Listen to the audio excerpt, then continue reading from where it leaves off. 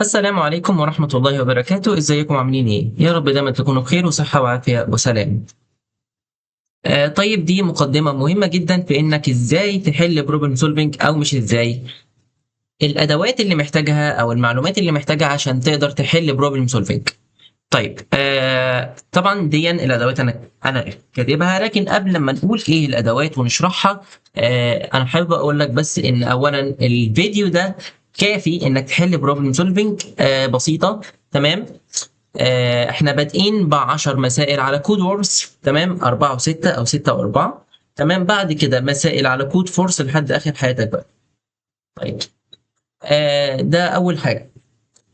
ثانيا، هنستفاد ايه من حل المشكلات بالرغم من انها مش محتاجها في اني ابني برنامج، لكن بالعكس انت محتاجها. المهم، اولا هي حل المشكلات مهمه عشان تكون مبرمج فاهم الكود كويس وما بقاش شغال وخلاص، وده طبعا بيعود عليك بالنفع في المقابلات، زائد بتنمي عندك التفكير المنطقي في البرمجه وفي الحياه العامه حتى.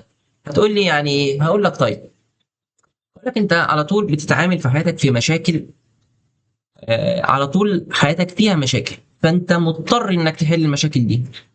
مش حاجه بايدك، يعني مش حاجه بايدك، انت مضطر تحل المشاكل دي. ف فبتبدا انك تشوف طريقه تحل بيها المشكله. صح صح. قدام لما المشكله دي بتحصل تاني بتحلها في ساعتها وخلاص، الموضوع معاك انتهى، وما يبقاش بنفس التوتر والقلق اللي كان في المشكله القديمه. كذلك البروبلم سولفنج بتعلمك ازاي فعلا تكتب الكود كويس، كلين كود، تعمل لك حاجات او خوارزميات، تمام، بتحل بيها الكود بطريقه ممتازه فوق الممتاز، سريعه، ما بتاخدش كومبلكسيتي كبير، ما بتاخدش مساحه من الميموري كبيره، وده طبعا بيظهر في المستويات ال1000 وال1100 من كود فورسز.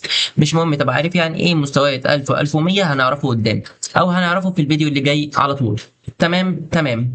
من غير كلام كتير هنبدا ناخد الفاريبلز، بعد كده الاف كونديشن، بعد كده الفور لوب، اري، تو دايمنشن اري، فيكتور، سي سي تايب، مكتبات سي سي تايب، ومكتبات السيماس والسترنجز. اوكي، فتوكلنا على الله. طيب بالنسبه لك المقدمه دي هي اللي هتتعامل بيها في الدوره او في الكورس او في الفيديوهات البسيطه المتواضعه دي اللي يا رب تفيدكم. هنبدا باول حاجه الفاريبلز او المتغيرات. تمام، يعني ايه فاريبلز؟ اولا بس انت لازم انك داخل اصلا الفيديو ده انت فاهم يعني ايه فاريبلز واخد الحاجات دي كلها، لكن بعمل لك مراجعه.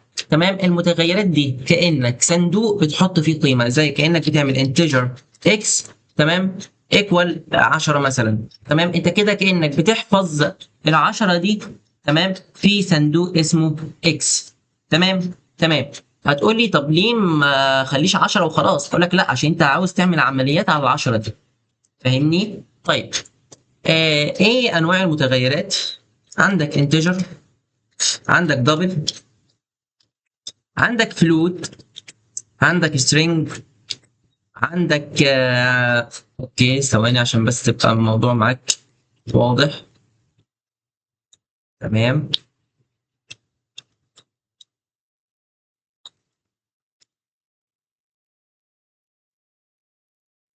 عندك string، وعندك تاني من اهم الحاجات برضو الشار او الكاركتر، او اسمه كده احنا بنسميه كده. طيب عندك حاجات تانية زي long، تمام، عندك لونج لونج، فاهم انت يعني لونج لونج، تمام، عندك برضو شورت. عندك دي اشهر المتغيرات اللي انت هتتعامل معاها. تمام تمام. عندك برضو حاجة مهمة جدا وغالبا قليل قوي اللي هيقولها لك، وهي الاوتو. هتقول لي ايه الاوتو دي؟ قبل ما ادخل انا ما كنتش عارف ايه الاوتو، طب اديك هتعرفها دلوقتي. لما اكتب اوتو اكس ايكوال 10، هو كده فهم ايه؟ هو كده فهم ان القيمه دي بقت ب 10، يعني الاكس ده انتجر، فتيجي تقف كده بالسهم عليه كده اهو، يقول لك انتجر اكس، اقرا كده اللوكال فاريبل انتجر اكس. حلو جدا. طيب احنا كده اخذنا المتغيرات او سوري، اخذنا الداتا تايب بتاعت المتغيرات، تمام، واخذنا مفهوم المتغيرات العام. طيب تاني حاجه هناخدها وهي الاف كونديشنز. تمام، بس قبل ما نخش على الاف كونديشنز تعالى كده نعمل عمليه طباعه. تمام، لرقم انتجر مثلا اكس ايكوال 0، سوري ايكوال 5. تمام، هنعمل عمليه طباعه زي مثلا سي اوت، انت اكيد عارف كله بس يعني ها، حاجه لله. طيب فهاجي اعمل كده سي اوت اكس طبع لي 5. جميل قوي. ده يعني الطباعه، وكذلك مع السترنج، وكذلك مع الحاجات دي. تمام، حلو قوي. دلوقتي عاوزين ناخد الاف كونديشن، او نتذكر الاف كونديشن بالمعنى الصحيح او الهدف بتاع الفيديو. الاف كونديشن الاف هي شرط. هي ايه؟ هي شرط. طب هتقول لي ايوه الاف انا واخدها في الانجليش ان اف معناها لو. ايوه بالظبط. فانا اقول لك لو مثلا تعالى اولا مثلا نخلي انتجر، نعمل متغير اسمه اكس، ونقول انتجر اكس بيكوال 10. تمام. فانا هقول له اف اكس ايكوال 10. غلط، انت كده بتغير القيمه. يعني مثلا لو انت قلت اف اكس ايكوال 11، انت كده بتغير قيمته. اوعى تعملها، خلي بالك. اف اكس ايكوال 10. تمام. عاوزك تطبع لي سي اوت مثلا يس.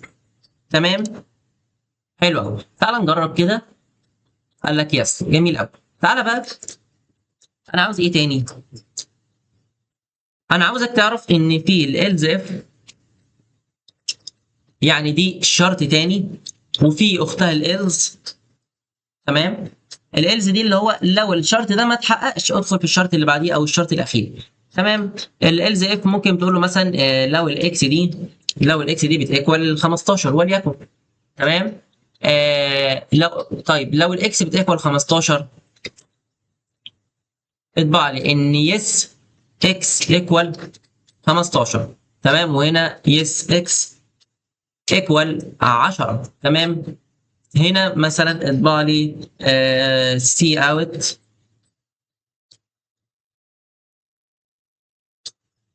اكس is undefined. تمام. طيب دلوقتي ده معناه ايه الكود ده؟ تعالى هنا مثلا هنعمل بدل ما نحط لها قيمه الاكس، لا هنعمل سي ان للاكس. طبعا انت عارف يعني ايه سي ان؟ يعني هو الكمبيوتر يطلب منك انك انت تدخل قيمه للاكس، صح كده؟ طيب فاحنا هنيجي هنا هدخل مثلا وليكن 12. لو دخلت 12 هيطبع لي اكس از undefined. تمام، حلو قوي. طب هدخل مثلا وليكن 15، طبعا لي يس اكس ايكوال 15. تمام. دي بالنسبه للاف. طبعا في الشورت هاند اف. تمام. طيب عندنا ايه تاني؟ عندنا فور لوب. الفور لوب دي بقى من اهم الحاجات اللي هتستخدمها بقيه حياتك في كل شيء، الفور لوب. وخاصه برضو قدام شويه اللي هو الفور اتش. تمام. طيب الفور لوب دي، انت عارف طبعا قبل ما تدخل هنا الكورس انا باكد عليك اني براجع، مش بديك المعلومه تفصيليه والتعامل مع الميموري والحاجات الجميله دي كلها. تمام. لكن اوكي، قال لك الفور لوب هنا بتعمل تعريف للمتغير اللي الفور لوب هتمشي عليه، او الفور لوب هتتحرك من خلاله. تمام. ولكن المتغير ده اسمه اي، وهيبدا من عند الزيرو. طيب اي هيبقى اصغر مثلا من 5 وليكن، يعني مثلا. تمام. دون شرط الاستمرار. وهنا هيعمل ايه وهو ماشي، او هو ايه الابديت، التحديث اللي هيعمله. فهو هيبقى اي بلس بلس او اي ماينس ماينس. دي حاجه احنا عارفينها كويس جدا. تمام. فتعالى هنا مثلا دي معناها فور لوب او حلقات التكرار. تمام. فاحنا عاوزين مثلا الاكس دي نطبعها 15 مره او 4 مرات او 5 مرات مثلا. تمام. لما اليوزر يدخلها. تمام. فعشان نطبعها نقول له سي اوت. تمام. سي اوت الاكس. ماشي. وهنضغط هنا ران للكود ده، وهندخل مثلا قيمه 20. هو كده هيعمل ايه في ال 20؟ هو كده هيجي هيدخل يطبعها حوالي 5 مرات. تمام. او هو 5 مرات يعني. فتعالى نجرب بسم الله. طب تعالى ادي كده 1 2 3 4 5 6. يا لهوي، ده طبعها 6 مرات. ايوه بالظبط، لانك انت مخليه يطبع من هنا من عند الزيرو. لو خليته من عند الواحد، تمام، هيطبعها لك كام مره؟ ايه في دي؟ هيطبعها لك 5 مرات زي ما احنا شايفين. 1 2 3. طيب احنا مش عاوزين نخليها كده، احنا عاوزين نوضحها اكتر. انت اكيد عارف يعني ايه اند لاين. تمام. وهنضغط هنا، هنضغط 20 وطبعها فعلا 1 2 3 4 5. جميل قوي. طيب عندنا ايه تاني؟ عندنا انك انت مثلا من اهم بقى الحاجات اللي هنستخدمها، وهي مثلا string s. string ماشي، وليكن اسم متغير اس، وليكن لا هنخلي اليوزر يدخله. تمام، واد اس. حلو قوي. بص بقى يا نجم، هنا هنضغط اس دوت سايز. يعني ايه اس دوت سايز؟ يعني حجم السترنج ده. هتقول لي ازاي حجم السترنج ده؟ هو دخل كلمه يبقى الحجم هي كلمه او واحد. اقول لك لا غلط، السترنج هو عباره عن مصفوفه من الكاركتر، array اوف كاركتر. تقول لي يعني ايه؟ يعني كانك بتعمل كاركتر array كده بالظبط وتديها اسمه. تمام تمام، حلو جدا. تمام، يبقى اتفقنا ان السترنج هو array اوف الكاركتر او مصفوفه من الحروف. حلوه. احنا كده فهمنا ايه السترنج مكون من ايه. تمام، معلومه ادفانسد حلوه هتنفعك. هنيجي هنا هنضغط على اس. تقولي طيب معنى كده ايه اللي هيحصل؟ هقول لك تتوقع ايه اللي هيحصل. تعالى كده نشوف. بص يا باشا، هدخل كلمه سترينج معينه، فانا هدخل مثلا هكتب علي. تمام. انا في الطبيعي ان انا بعمل الفور لوب دي مش عشان يعني في الطبيعي مش عشان اطبع علي 5 مرات. دي معلومه هتعرفها قدام. تمام، فتضغط انتر. علي اتطبعت كام مره؟ 3 مرات. تقول لي طب ليه 3 مرات؟ يعني اشمعنى العدد ده؟ اقول لك عشان هو عد الحروف بتاعت علي لقاها 3 فطبعها 3 مرات. حلو جدا. طيب، طب احنا بنستخدم الفور لوب دي اصلا في ايه؟ انا بستخدم الفور لوب دي عشان اعدي على كاركتر معين. تمام، انا عاوزه اعمل بيه عمليه معينه او اوبريتور معين. تمام تمام، انت اكيد عارف عمليات الجمع والقسمه والطرح اللي هي الاوبريتور، الارثماتيك اوبريتور والحاجات دي كلها. خلاص يعني دي مش محتاجه اعرفك يعني. طيب، فقال لك طب ازاي اطبع الحروف لوحدها؟ هقول لك انت بتعمل كده اس اوف الاندكس. تقول لي ايه ده؟ يعني ايه؟ هقول لك يعني هو هيطلع. يعني هو مثلا بص، انت دلوقتي لما انت دخلت سترينج، تمام، فهو حجز array من الكاركتر. تمام، مساحتها او حجمها 3 حروف، وحجز فيها بالظبط كده. قال لك اليوزر دخل علي او حرف الايه عموما. تمام اهو، ودخل بعد كده علي. تمام، ودخل بعد كده الاي اهو. كده بقى علي. تمام، حلو قوي. مش عارف انا كررت علي ليه كتير، وانا اصلا مش عاوز اقول علي، انا عاوز اقول ايه الاي. طيب تمام، هو كده بالظبط. هو قال لك ايه؟ طيب مش هي array اوف الكاركتر بالظبط؟ فانا لما ده يبقى بزيرو هيبقى واقف عند الايه، هيبقى بواحد هيبقى واقف عند الاثنين، هيبقى بثلاثه سوري زيرو هيبقى واقف عند الايه. يعني بالنسبه لك انت واحد، لكن بالنسبه للاندكس هي ايه؟ لسه هقول لك المعلومه دي. هي ايه؟ زيرو. بالنسبه لك انت هو واقف عند اول واحد، لا هو واقف بالنسبه له عند الزيرو. هتقول لي يعني ايه؟ هقول لك طيب، اقول لك ان الاري بتتعامل معامله خاصه، انك انت لما بتعمل اري ما بيبداش من الواحد، بيبدا من الزيرو. حلو حلو. فهو هنا نفس الحوار، انت المفروض الكلام ده كله عارفه. فهو هنا نفس الحوار بيبدا من الزيرو. فدي بالنسبه له زيرو واحد اتنين. تمام، اتنين دي مش اتنين بالنسبه لك، لا هي بالنسبه لك تلاته، لكن اتنين بالنسبه له هو. فانت لما تعد زيرو واحد اتنين هتلاقيهم تلاته. عد على صوابعك كده معايا. طيب حلو قوي. دلوقتي تعال نشوف ايه اللي هيحصل. تمام، هدخل علي. طبعا لك ال اي انت مش واخد بالك ان احنا بادئين الاندكس من عند الواحد؟ احنا المفروض نبداه من عند الزيرو. تمام، هتقول لي طيب ماشي، تعال نشوف الباج اللي هيحصل تاني او الايرور اللي هيحصل تاني. يلا علي. حلو قوي. طبع لك علي، وخلي بالك في هنا حرف. هتقول لي ايه ده؟ ازاي مش موجود؟ اقول لك ايوه، لا هو في هنا حرف. هتقول لي ازاي؟ اقول لك لان هو بالنسبه له كده هو طبع 4 حروف، يعني هو ساب فراغ زياده، ساب قيمه زياده او حاجه زياده في فراغ. تمام، هتقول لي يعني ايه بقى؟ اقول لك يعني هو بالنسبه له 4 حروف. طيب طب ازاي يعني ازاي ده هنثبته؟ تعال لما نشوف سي اوت الاي. تمام، اند لاين. تعال لما نشوف علي 3 حروف صح كده اهو. تعال علي حبه. ده طبعا كام؟ تعال يا باشا، ادي صفر واحد اتنين تلاته. طب عد معايا كده، صفر واحد 1 2 2 3 3 4 اوبا. وخلي بالك المسافه اللي انا قلت لك عليها اهي بتاعت علي، تمام، الحرف اللي ما كانش ظاهر اهو، صح كده؟ حلو قوي. نشيل بقى كل ده. هتقول لي طب ايه حل الموضوع ده؟ هقول لك هتشيل علامه اليساوي. طب عاوز تحط علامه اليساوي، تنقص من دي واحد كده، تمام. بس احنا في الطبيعي بنعملها ازاي؟ بنعملها كده. حلو قوي. احنا كده تقريبا لمينا الفور لوب. هتقول لي طب احنا عاوزين بقى يعني نعمل ميكس فور لوب مع الاف كونديشن. هقول لك ماشي، تعالى يا باشا. هقول لك اف اس ايكوال ار، تمام. وانا في خطأ هنا هوريه لك. طيب في حاجه اسمها اس ايكوال ار، هل ده منطقي؟ لا، انا عاوز اشاور له على حرف، فانا هقول له اس اوف الاندكس. طيب انا عاوز اشاور له على حرف. طب ما انت عارف ان الحروف ما ينفعش تكتبها كده، او ما ينفعش تعمل لها الحركه دي، تمام.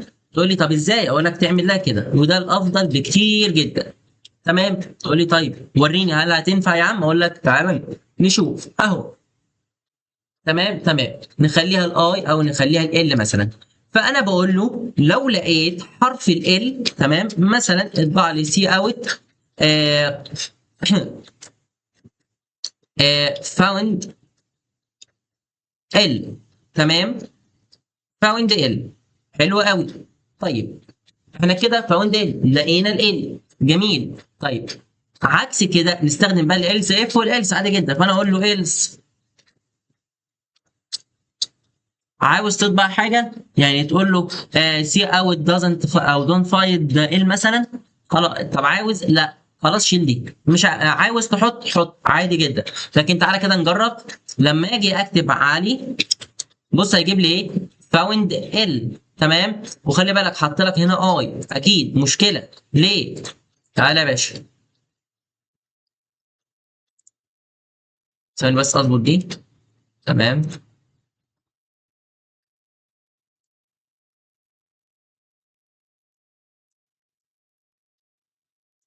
بص يا باشا كده، تعالي بص ايه اللي حصل. قال لك ايه؟ ال اي، طبع لك الاي، تمام، بعد الفاوند. يعني هو كده. طب هتقول لي يعني ازاي بعد الفاوند؟ اقول لك طيب تعالى كده اند لاين، يلا يا باشا. اند لاين دي بتاخد مسافه، فتعالى كده نجرب يا دي النيله. تعالى كده نجرب عالي. بص انا بقول لك اهو ان الاي هتيجي بعد فاوند. هتقول لي ازاي؟ ما هتيجي بعدها، انا حاطط سياوة. اقول لك افهمك دلوقتي. تعالى يا باشا. قال لك ايه؟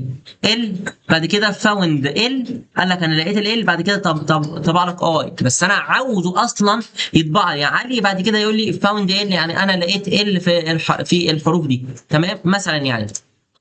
اقول لك طيب هو البرنامج ماشي، تمام. هو انت دخلت له هنا عالي، فهو مشي هنا اهو سي اوت ايه ال. قال لك ال، لا تعالى ده انا فاوند ال، تمام. يبقى هو دخل عمل تشيك على الايه ال، لقى ال، تمام، خلاص تمام. فاوند ال، بعد كده لقى الاي، طبع لك الاي عادي جدا زي ما انت ما طلبت منه. حلو قوي. هتقولي طب ايه الحل؟ هقول لك الحل انك تعمل متغير، تمام، وليكن تسميه مثلا طبعا متغير، هتسميه وليكن مثلا ام، وهتديه امبتي امبتي او ديفولت اللي هو الديفولت فاليو، تمام تمام كده. حلو قوي. هتقولي ها ايه اللي بعد كده؟ هقول لك اف اس ايكوال اف اس اوف الاندكس ايكوال ال. بدل ما تعمل لي هنا سي اوت، هتقولي لا، ام بلس ايكوال الاس اوف الاندكس ده. هتقول لي ايه اللي حصل؟ هقول لك ان هو كده حفظ ال في الام، تمام. فهتيجي تطبع الام عادي جدا، هتبقى سي اوت ام. تعال نجرب، وهيطبع لك عالي عادي جدا جدا جدا. يلا نجرب بسم الله. حلو قوي. ادي كده عالي عالي عالي، وادي كده ال، تمام تمام. هتقول لي لا بس انا كنت عاوز فاوند ال. هقول لك ماشي عينيا، يا سلام اهو فاوند، تمام. والحرف اللي انت عاوزه هنا اهو، وزي الفل. هتقول لي فين ال؟ اقول لك يا ابني ما هو هنا ال، تمام. فهاجي هنا اقول له مثلا علي، وقال لك فاوند ال فعلا، تمام تمام، حلو قوي. طبعا دي حاجات بسيطه، بحاول الم لك الموضوع، بحاول اذكرك بالموضوع، تمام، على قد ما اقدر يعني. طيب احنا دلوقتي خلصنا الفاريبلز، خلصنا الاف، خلصنا الفور لوب. تعالى ندخل على الاري. طيب هنيجي كده، هنشيل ده. انت الاري اللي انت عاوز تحفظ فيها دي، او الاري المصفوفه، بنستخدمها ليه؟ عشان تحفظ عدد عناصر معين من نفس المتغير، او بنفس الداتا تايب. تمام. قول لي يعني ايه؟ هقول لك انا عاوز مثلا احفظ ادي اهو مثلا string array. تمام. انا مثلا انا عاوز احفظ اسماء طلاب معينين، فهاجي هنا اقول لك مثلا طيب ادي مثلا عندك اول واحد علي، بعد كده عندك احمد وليكن، وهلم جرى على كده. تمام تمام. بس هي دي مهمه الاري، انها تحفظ لك الحاجات دي. هتقول لي طيب تعالى نعرف ازاي نتعامل مع الاري شويه. جاب لك ايرور اول ما حطيت سيمي كولون، تمام، وما عملتش اي حاجه جديده. طيب ليه الايرور ده؟ هقول لك الاري دي اسمها ستاتيك اري. يعني ايه ستاتيك اري؟ يعني لازم تحط لها قيمه. طيب الاري دي بتروح على الميموري تقول له احفظ لي القيمه دي، علشان لما اليوزر يدخل براحته القيم اللي هو عاوزها، محدش يكلمه. فهتقول لي طب ازاي امشي الايرور ده؟ اقول لك بانك تحط قيمه معينه وليكن 5. انا كمحمد عايز احفظ 5 متغيرات. هتقول لي 5 متغيرات؟ طب انا عاوز احفظ اكتر، عاوز احفظ اقل، ما اعرفش احفظ كام، ما اعرفش اليوزر هيدخل لي كام، ما اعرفش الدنيا دي هتبقى ماشيه ازاي. هقول لك ده اللي مهمته هنعرفها ان شاء الله في البوينتر اري والفيكتور باذن الله. المهم، طيب انا عاوز اليوزر دلوقتي يدخل ال5 اماكن دول. تمام تمام. فهو بالنسبه له دلوقتي ال5 اماكن دول عباره عن ايه؟ عن 0 1 2 3 4 اهو. عد معايا، ادي كده 1، ادي كده 2، ادي كده 3، ادي كده 4، ادي كده 5. حلو قوي. انا عاوز اليوزر يدخل القيم دي. هقول لك ماشي، يلا بقى نعمل سي ان اهو تمام. اري غلط، ايرور. ايه ده ليه يا عم؟ اقول لك ماشي، انت كده هيدخل في انهي عنصر، او هيدخل انهي عنصر؟ تمام. تقول لي طب خلاص يا عم هشغل دماغي اهو، يلا. يلا اهو 0. حلو جميل، هيدخل العنصر 0. يلا كمل الباقي. يلا اهو اهو اهو. ثواني اهو اهو. تمام. على هنا ادي كده 1، سوري، 1 2 3 4. تمام. يلا غلطة حلوة اهي. يلا يلا اهو 5. ماشي. آه... تمام كده. ماشي يا باشا، حلو جميل. كمل بقى. يلا ندخل بقى القيم دي كلها. تعالى يا باشا. علي، احمد، مش عارف ايه، ايه، ايه. ها اكتب. مش راضي يكتب ليه؟ ايرور. ايه ده ليه يا عم؟ اقول لك يا ابني، ما انت زودت قيمه مش بتاعته اصلا. انت كده اهو 1 2 3 4 5، صح؟ ادي كده معلش. 0 1 2 3 4 5، صح؟ اللي هم ايه؟ 1 2 3 4 5 6. انت واخد بالك؟ تقول لي انا اتلخبطت. اقول لك طيب، لما انت هنا حجزت 5 اماكن، تمام، هو شافها كده. هتقول لي ازاي؟ اقول لك تعالى كده اهو، شيل ده. تمام. ادي كده 0 1 2 3 4. تمام. تعالى بقى ندخل. ماشي. المفروض البرنامج يخلص على هدوء وسلام وبدون اي حاجه، صح؟ عادي. دخل بقى اي حاجه، يلا اهو. تمام. كده دخلنا 4 ناقص اخر واحد والبرنامج يقفل. ايه ده؟ دول 5 اسامي فعلا. اقول لك بالظبط، دول 5 اسامي، وهو واقف على كده. هتقول لي طيب، طب لو انا دخلت اللي هو رقم array of ال5، اقول لك ازاي ادخل array of ال5؟ هو بالنسبه له انت كده بتقول له احجز لي 5 اماكن بس. طيب انا حابب اشيل بصراحه دي واكتب لك 100 او 5100. ايه ده؟ يلا يا باشا انزل بنفس السطر اللي انت عملته ده لحد 5099 مثلا. تمام. هتقول لي طب ايه الحل بقى؟ اقول لك الحل بكام سطر كود تدخل القيمه اللي انت عاوزها. طبعا مش هندخل 5000، مش هنبات في الكود. 5 بالفور لوب اللي احنا اخدناها هنعمل انتجر اي ايكوال 0، اي اصغر من ايه؟ من الخمسه عادي جدا. تمام. بعد كده اي بلس بلس. حلو. حلو قوي. تعالى يا باشا. يا الله. طيب انا عاوز ادخل القيم سي ان الري اوف الاندكس. شكرا. دخل القيم. تمام. انا عاوز يطبع القيم تاني. ماشي. هتشيل سي ان من هنا وهتحطها سي اوت. شكرا. تمام. تعال نجرب كودنا الجميل. 1 2 3 4 5. قال لك 1 2 3 4 5 كله زي الفل. هتقول لي طيب انا عاوزك تثبت لي ان هم يعني ان هم 5 اماكن. طيب فانت اولا ركز على الاندكس بتاع الاري عشان هيلخبطك فعلا. هتقول لي ازاي بس انا حاطط هنا 5؟ اقول لك ايوه بس انت حاجز بالنسبه له هو انت بادئ من عند الزيرو. هتقول لي بس هنا 4. اقول لك ما انت ركز عد الارقام فعلا، يعني انت لما تعدها حقيقه هتلاقيها 5. تمام. هتقول لي طيب انا عاوز اعرف من مساحه الاري، ولا الاري دي ايه دنيتها؟ اقول لك ماشي، في فانكشن اسمها اهو. تعالى سي اوت array max size. تمام. تعالى اطبع 1 2 3 4 5. ده الماكس سايز بتاع الاري. تمام. دي معلومه ادفانتج حابب تعرفها اعرفها عادي كده كده. اي كونتينر هتاخده قدام اصلا هتعرف الماكس سايز بتاعه. لكن هنا لما انا عملت السايز وعملت رينز عشان بس الفانكشن اللي انت قد تكون فاهمها غلط في الكورس اللي فات. تمام. لانك اوريدي لازم حاجات تفهمها غلط ولازم تصححها لنفسك ولازم تشوف وسيلف ستادي وحاجات، ويعني شوف لازم تتعامل. تمام. تمام كده دخلنا الاري. وطبعا الاري طيب انا عاوزك كده وانت بتطبع لي الاري تشيك لي هل في رقم 2.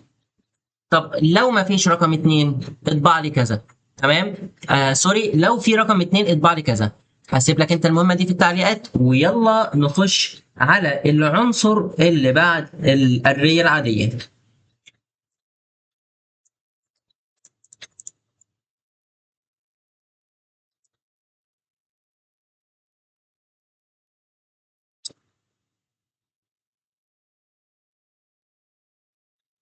طيب نخش على العنصر اللي بعديه وهو two dimensional array. وليكن احنا هنكتب انتجر. تمام. array كده. تقول لي حلو، ها اقول لك كمل. نكمل كده. ده انت كده عملت مصفوفه، او بصراحه بنسميها ماتريكس بامانه. تمام تمام. وهديها قيمه 3 و3. تقول لي جميل. ايه اللي بعد كده؟ اقول لك ركز معايا. هنفتح هنا بنت ونشوف المصفوفه شكلها في الحقيقه عامل ازاي. تمام. هنعمل المربع ده كده. تمام. هنعمل 3 صفوف زي ما احنا كاتبين. ثواني.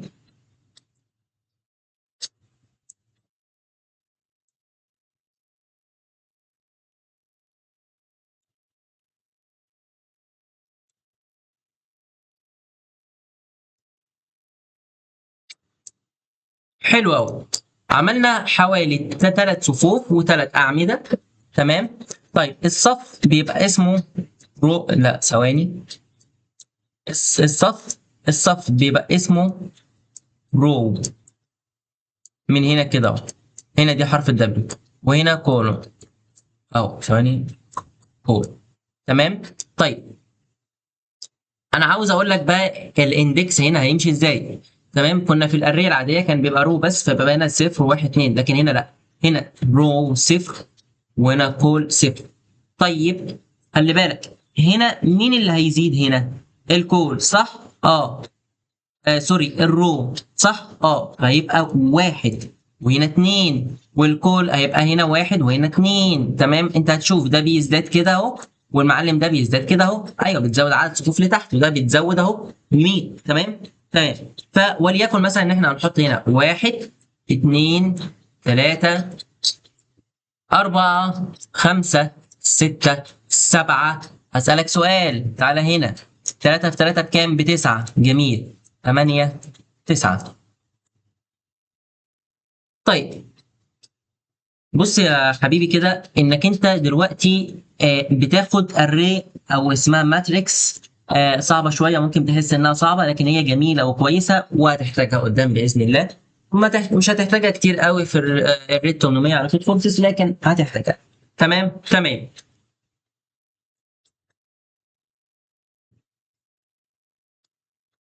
المهم دلوقتي بقى احنا عاوزين نطبعها. هنطبعها ازاي؟ طيب تعالى كده، اولا عاوزين نعرفها وهنعرفها كده اهو. تقول لي انا اعرفها كده اهوت اللي هو ازاي؟ يعني كده. تمام، 1 2 3. تمام، بعد كده 4 5 6. بعد كده سوري 7 8 9.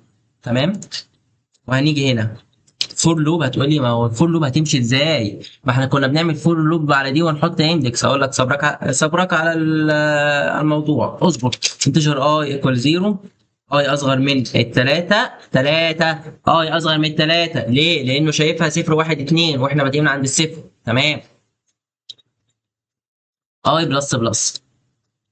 يلا يا باشا. هتقول لي يلا ايه؟ ها سي اوت ايه بقى؟ يلا انا معاك اهو. اقول لك لا مش سي اوت. امال هتعمل فور لوب ثانيه وده مفهوم النستد لوب.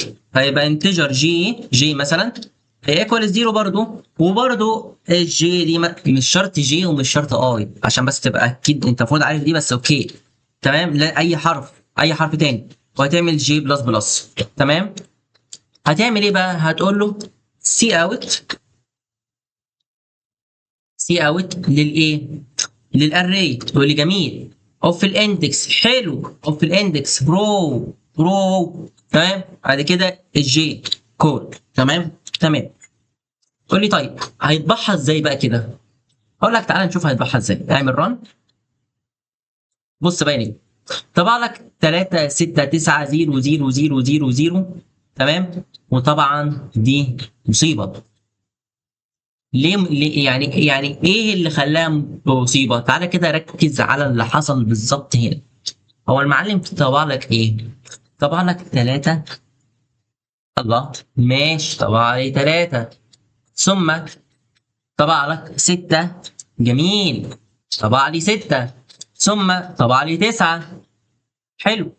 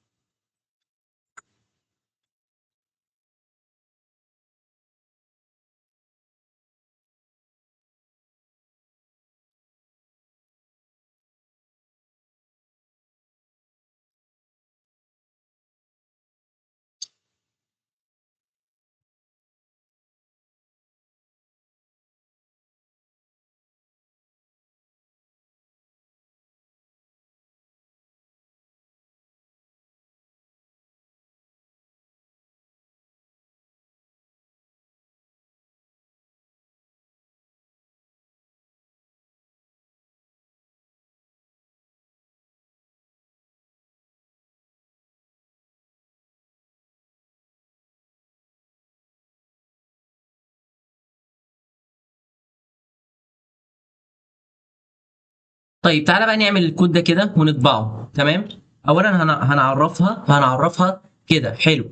هتقول لي طيب هتعرفها ازاي؟ تكتب 1 2 كده؟ لا، هقول لك هنعمل على يعني هنعمل كام قوس على حسب. هنعمل على حسب احنا عاملين هنا كام اللهم صل على محمد. كام صف وكام عمود. هتقول لي كام قوس من ايه؟ من ده. حلو، اسمه كيرلي براكتس.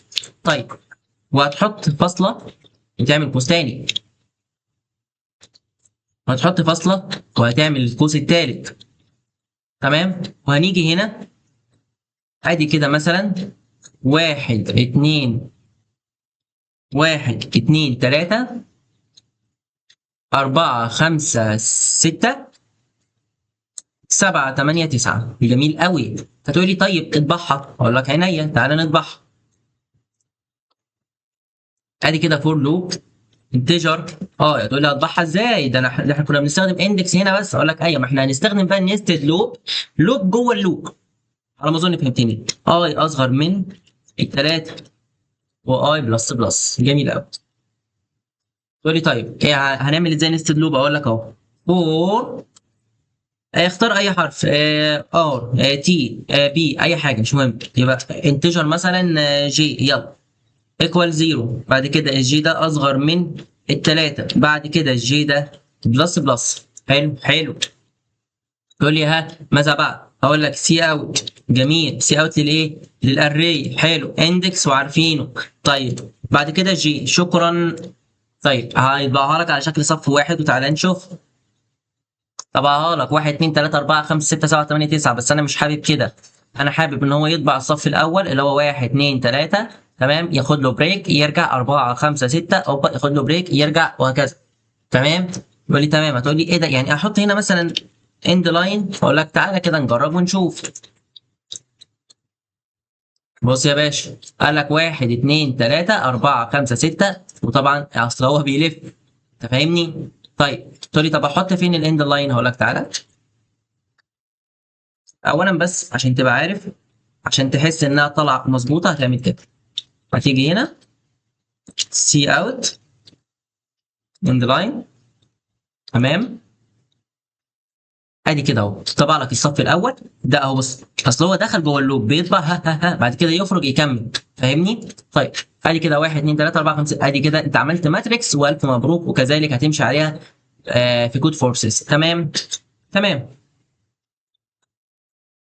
طيب احنا كده خلصنا من مفهوم الفور لوب، او سوري التو دايمنشن اري. تمام. تعال نخش بقى على الفيكتور. والفيكتور دي، وقبل ما نخش على الفيكتور معلش اديك معلومه ادفانسد عن الاري. تمام، وهي البوينتر اري. تمام. البوينتر اري دي مش شرط تكون حاجز فيها قيمه، لكن شرط ان هو يضمن انك انت هتحط قيمه. هتقول لي مش فاهم، اقول لك ماشي، انت عاوز اري تبع ايه؟ اقول لك انتجر. تمام. هتقول لي على فكره انا كنت واخد ان لما تعمل بوينتر اري ان الانت اللي انت قصدك عليها دي هي مش دي، هي مش عارف ايه. اقول لك اصبر على رزقك. طيب هتعمل علامه الاستريك، بعد كده تحط اسم الاري اللي انت عاوزها، وانا بسميها ار. بعد كده تعمل ايكوال نيو انتجر، وهتحط كيرلي براكت، هتحط سكوير براكتس. تمام، وهنعمل كده. تقول لي طيب هنحط القيمه اللي هو عاوز يضمنها فين؟ اقول لك طيب هتعمل انتجر تاني وليكن لمتغير اسمه ان، وهتعمل سي ان للان. تمام تمام. انت كده كده محتاج انك تعمل فور لوب عشان تدخل القيم. تمام، او هتدخلها يدوي، فانت هتحتاج صفر واحد اتنين، مش مهم. تمام. طيب هتحط هنا القيمه، هيسكت، هيقول لك خلاص انا موافق. هتقولي طيب هملاها ازاي وهطبعها ازاي؟ اقول لك بنفس الطريقه القديمه اللي احنا طبعنا بيها واللي احنا برضو ملينا بيها. هتقول لي طيب انت فهمني بقى السؤال اللي انا سالته لك وانت كنسلتني. اقول لك طيب معنى انت هنا ومعنى انت هنا. معنى انت هنا بقول لك احفظ لي قيمه، احفظ لي معنى انت هنا، احفظ لي قيمه ارقام نوعها انتجر. تمام. طب معنى انت الناحيه الثانيه؟ لا، ده انت هنا بقول لك احفظ لي في الميموري مساحه قدرها كذا. ايه ده؟ يعني ايه؟ يعني نيو دي جديد، احفظ لي مكان جديد في الميموري. تمام، مساحه قدرها كذا. طيب هل ينفع تحجز مساحه قدرها 2.5 فتشيل الانت وتحط دبل؟ مستحيل. فانت يعني انت مثلا في اهو الميموري فين البنت؟ تعالى يا باشا، عندك ده ثانيه اوبا،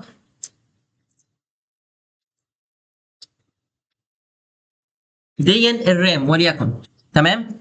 انا عاوز احفظ 5 اماكن، مفيش حاجه اسمها احفظ 5 اماكن ونص او 5 اماكن وربع. ادي اهو هيروح على الرام هيحفظ 5 اماكن، تمام. لكن مفيش حاجه اسمها مثلا يعني اكيد مش هيحفظ مثلا 5 اماكن ونص، مستحيل. تمام، مش منطقي، صح؟ حلو قوي.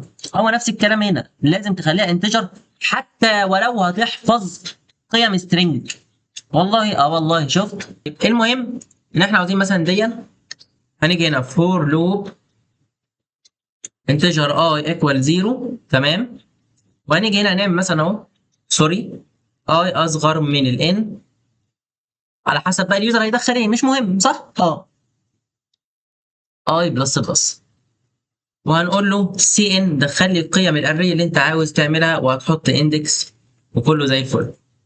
تعالى يا باشا، يلا انا عاوز ادخل 5000 قيمه. يلا يا باشا، يلا اديني معاك اهو، يلا ها، واحد اتنين، ها يلا اهو اهو. بص بدخل زي ما انا عاوز اهو، صح اهو، زي ما انا عاوز اهو، صح اهو. شايف؟ وهيكمل وهيفضل يكمل، تمام. طبعا احنا نخرج. طيب انا عاوز ادخل 4 قيم بس، اقول لك اهو، واحد اتنين تلاته اربعه، ما اتكلمش في حاجه، صح صح. طيب ده بالنسبه للبوينتر اري. طيب بالنسبه بقى للفيكتور، وهي نفس تقريبا البوينتر اري. الفيكتور هنا بتعمل ايه؟ الفيكتور اولا بتستدعي مكتبه اسمها هاشتاج انكلود فيكتور، تمام تمام.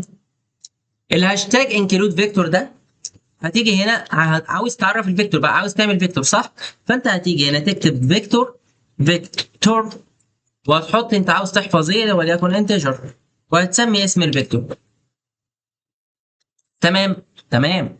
طيب الفيكتور دي بتدخل زي ما انت ما عاوز، بتخرج زي ما انت ما عاوز، اسمها دايناميك اري. هو على فكره البوينتر اري اللي دخلناها تعتبر دايناميك اري، تمام، يعني ديناميكيه عادي، حجمها بيزيد ويقل. خلي بالك عشان فيكتور من الكونتينرز هتاخد مكتبات اسمها ستيلز، او لما تاخدها في الداتا ستراكشر عموما، تمام، هتلاقي ان الفي دوت، بص الفانكشن قد ايه، واش باك، سايز، بيجن، كلير، اساين، اد، باك، بيجن، حاجات كلها جميله جدا جدا جدا هتاخدها، تمام تمام. تقول لي طيب، فتقول لي طب انا عاوز ادخل قيمه، اقول لك بس من غير بقى اي شيء، ومن غير اي كلام، ومن غير اي حوار، ادي كده فور لوب انتجر اي ايكوال 0، اي اصغر من الفي دوت سايز، هنعمل كارثه، تمام. وادي كده اي بلس بلس، تمام. وهنيجي هنا نقول له دخل لي المصفوفه اللي انت عاوز تدخلها، تمام. سي ان في اندكس، تمام تمام. طبعا مفهومك انها دايناميك اري، ماشي. فتعالى ندخل، يلا ها، يلا بسم الله الرحمن الرحيم. خلص البرنامج. تقول لي ايه ده؟ اقول لك يا حبيبي، ما انت الفيكتور المفروض انت عاوز تدخل كام اليمنت علشان تقدر تقول لي ان هو يعيد الادخال ده كذا مره.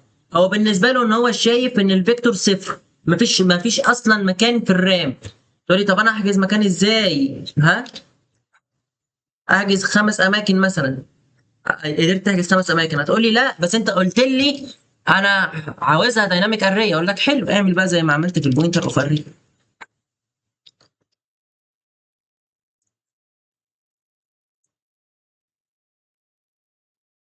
تعالى يا باشا، انت عاوز تدخل كام element؟ سوري،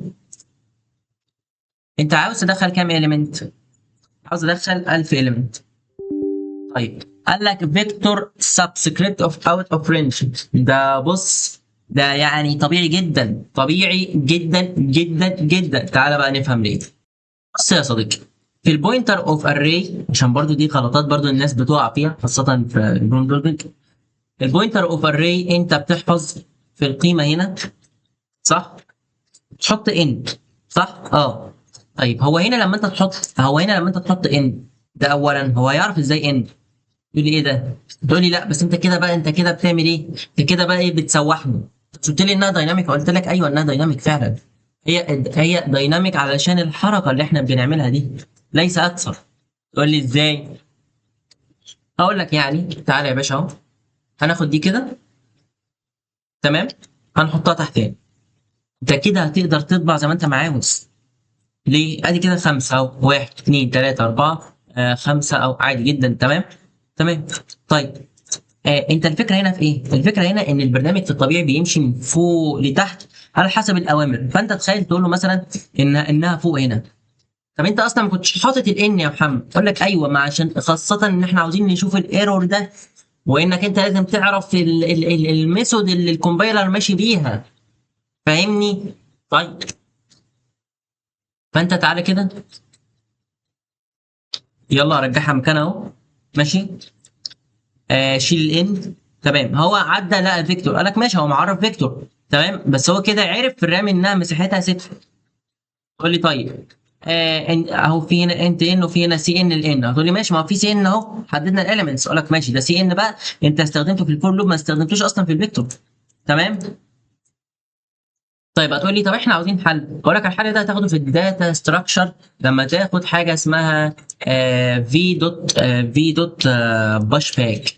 لما تاخد الفي دوت باش باك هتعرف حل المشكله دي. حلو قوي، حلو قوي كده. طيب احنا كده خلصنا الفيكتور. طبعا خلاص، هي زي الاري، زي الحاجات دي كلها. ماشي. الفكره بس انها ديناميكيه اكتر وهتحتاجها اكتر من البوينتر اوف اري. بس انا لازم اقولها لك يعني كده كده، يعني انت حاليا هتحتاجها وحاليا هتعمل كل حاجه، لكن لما تخش على الداتا ستراكشر هتفهمها اكتر وهتلاقي الموضوع احسن وافضل. طيب السلام عليكم، رجعنا لكم مره تاني. تمام. طيب هناخد بقى مكتبات السي سي تايب. مكتبات السي سي تايب دي مكتبات الفحص والتحقيق. هتقول لي انت كده بقى في كلام ايه، تقيل وشديد وبتاع وما اعرفش ايه. اقول لك لا، ولا كلام تقيل ولا كلام شديد ولا اي حاجه. طيب اولا دي مكتبه زي الفيكتور بالظبط. ماشي.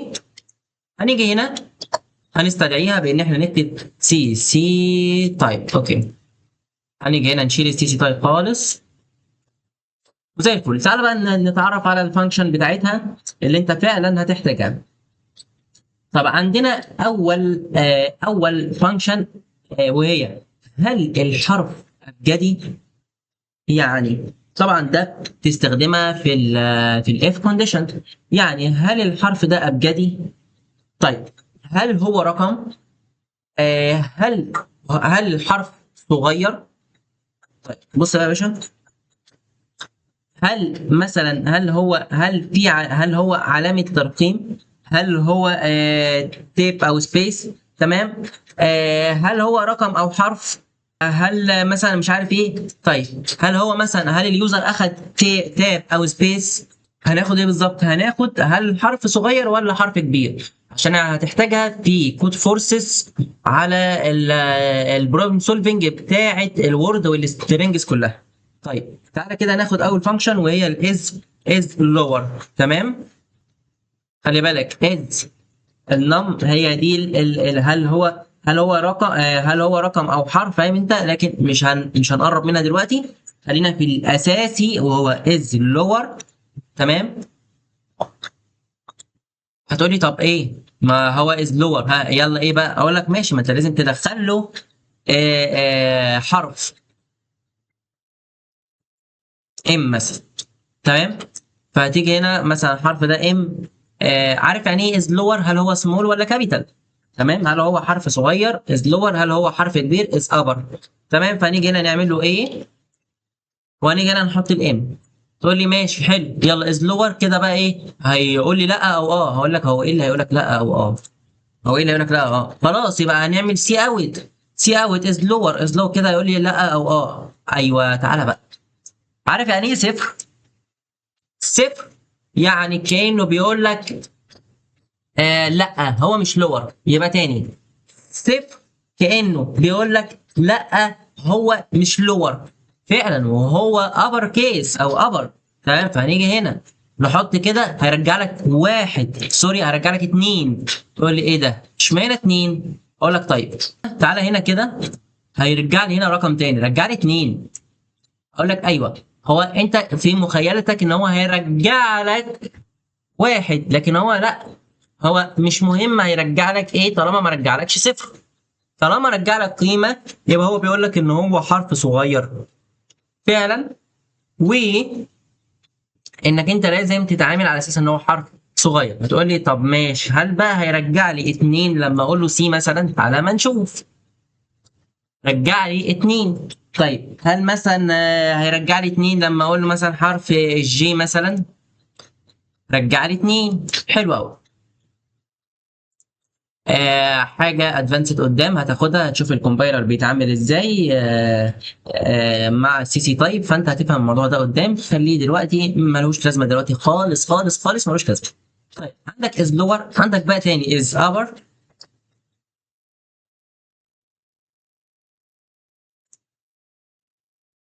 رجع لك زيرو وقال لك لا هو مش ابر. طب تعالى نشوف هيرجع لي كام لما اقول له مثلا الاي كابيتال. رجع لي 1.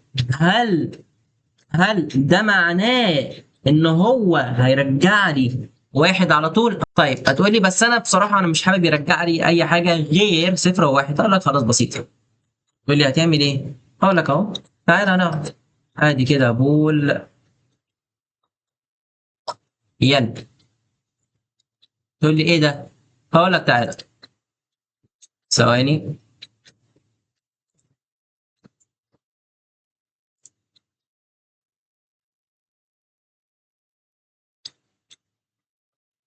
بس هقول لك تعالى رجع لي 1. تمام.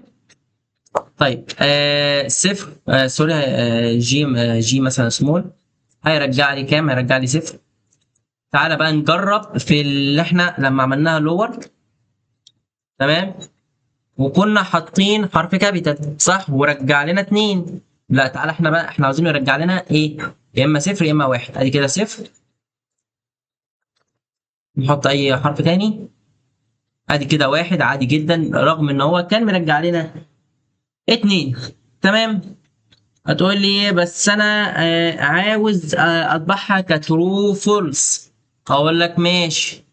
ادي كده اهو حاجات اصلا انت مش هتحتاجها، بس اوكي خلينا ناخدها. بول الفا. طيب تعال كده هيرجع لي ايه؟ هيرجع لي ترو اور فولس. تمام حلو قوي. طيب نخش في اللي بعد كده وهو الماس فانكشن. الماس فانكشن مكتبات الجذر التربيعي. يعني مثلا لو احنا جينا هنا عملنا انتجر اكس ايكوال 64. تمام. لو انا عاوز اعمل لها جذر تربيعي اعمل ايه؟ طبعا انت عارف الجذر التربيعي. تمام. ادي كده سي اوت. هستخدم مكتبه اسمها سكوير روت او اس كيو ار تي. اس كيو ار تي. واجي هنا واحط القيمه اللي انا عاوزها تعملها، وتعالى نطبعها.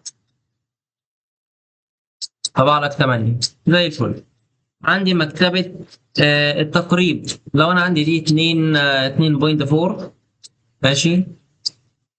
مكتبه التقريب اللي هي الراوند. طيب التقريب لايه؟ التقريب لاقرب رقم صحيح. فانت هتكتب هنا راوند. تمام. وهتيجي هنا تحط النقطة دي، هيطلع لك 2 زي الفل.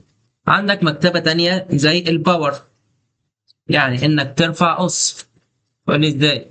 اقول لك اكتب بي او دبليو، وهنا القيمة، وهنا الاس اللي عاوز ترفعه. انا عاوز ارفعه الاس 4 الاس 2 للكلام الجميل ده كله. تمام. فانا رفعته كده لاس 4، يعني 2 اس 4 في 2 اس 4 في 2 اس سوري 2 2.4 في 2.4 في 2.4 في 2.4. تمام تمام.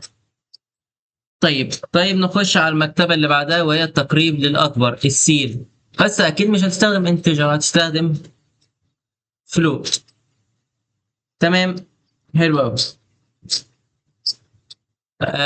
حابب تستخدم فلوت ما فيش مشكله، انتجر ما فيش مشكله، بس الفلوت هو اللي هيخليك تقرب للاكبر. فهتعمل سيل فانكشن اكس. اوكي. تعال نشوف ايه اللي هيحصل. طبع لك التلاتة. تعال نشوف لو خليناها 2.2. طبع لك التلاتة. طيب بدل التقريب للأكبر هنخليها التقريب للأصغر وهي فلور.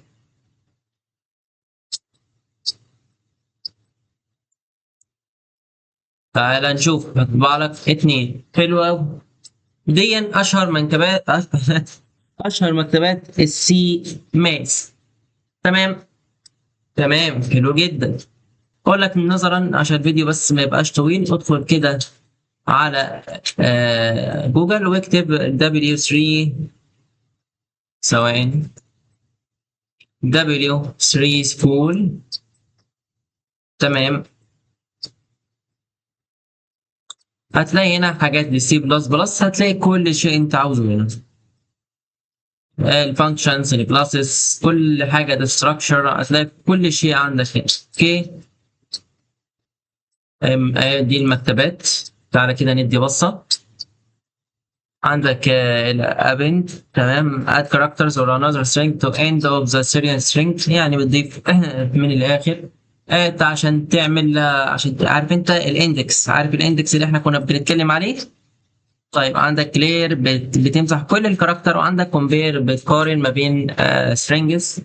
عندك كوبي بتكوبي الكاركترز، عندك الداتا، حاجه تبع البوينترز. ام بي تي بترجع لك هل هو فارغ ولا لا. صحيح، ام بي تي دي مهمه. ام بي تي دي مهمه. فتعالى نعمل هنا كده string اس ايكوال ميدو. تمام. تعالى نشوف سي اوت. احنا مشغلين مكتبه السترنج. سي اوت امتي. تمام. وهتحط الاس بتاعتك.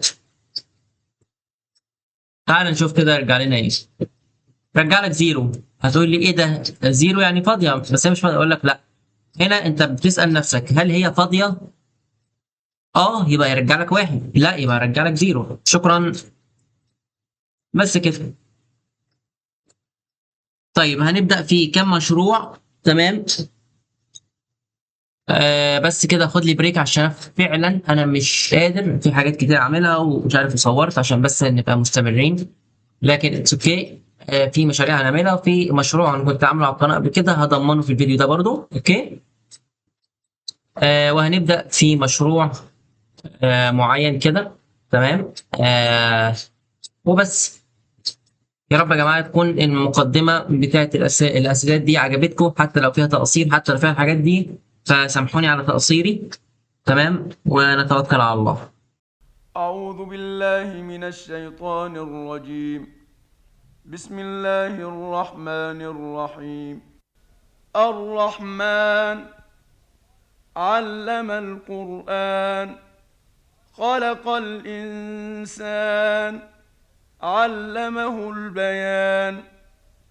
الشمس والقمر بحسبان، والنجم والشجر يسجدان. والسماء رفعها ووضع الميزان، ألا تطغوا في الميزان، وأقيموا الوزن بالقسط ولا تخسروا الميزان. والأرض وضعها للأنام، فيها فاكهة والنخل ذات الأكمام، والحب ذو العصف والريحان. فبأي آلاء ربكما تكذبان؟ خلق الإنسان من صلصال كالفخار، وخلق الجان من مارج من نار. فبأي آلاء ربكما تكذبان؟ رب المشرقين ورب المغربين. فبأي آلاء ربكما تكذبان؟ مرج البحرين يلتقيان، بينهما برزخ لا يبغيان. فبأي آلاء ربكما تكذبان؟ يخرج منهما اللؤلؤ والمرجان. فبأي آلاء ربكما تكذبان؟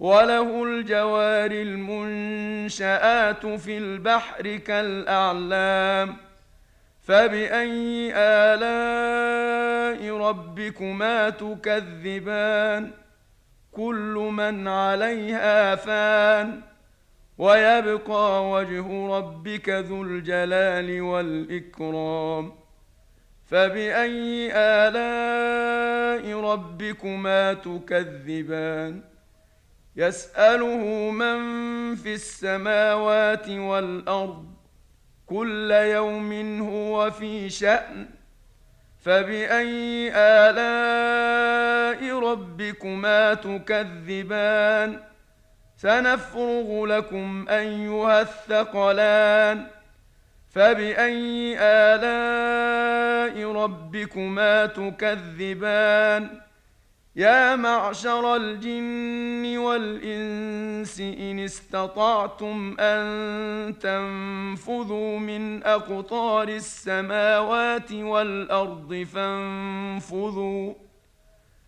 لا تنفذون إلا بسلطان فبأي آلاء ربكما تكذبان يرسل عليكما شواظ من نار ونحاس فلا تنتصران فبأي آلاء ربكما تكذبان فإذا انشقت السماء فكانت وردة كالدهان فبأي آلاء ربكما تكذبان فيومئذ لا يسأل عن ذنبه إنس ولا جان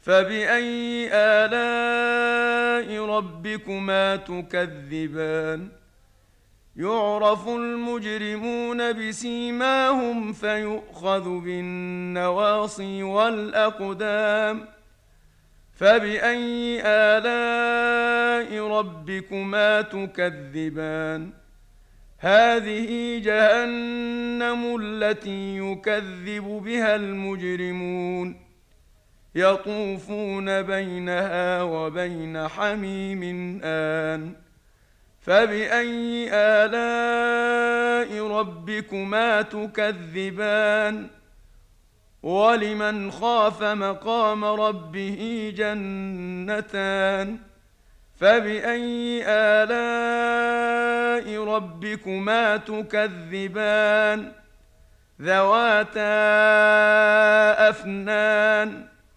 فبأي آلاء ربكما تكذبان فيهما عينان تجريان فبأي آلاء ربكما تكذبان فيهما من كل فاكهة زوجان فبأي آلاء ربكما تكذبان متكئين على فرش بطائنها من استبرق وجنى الجنتين دان فبأي آلاء ربكما تكذبان فيهن قاصرات الطرف لم يطمثهن إنس قبلهم ولا جان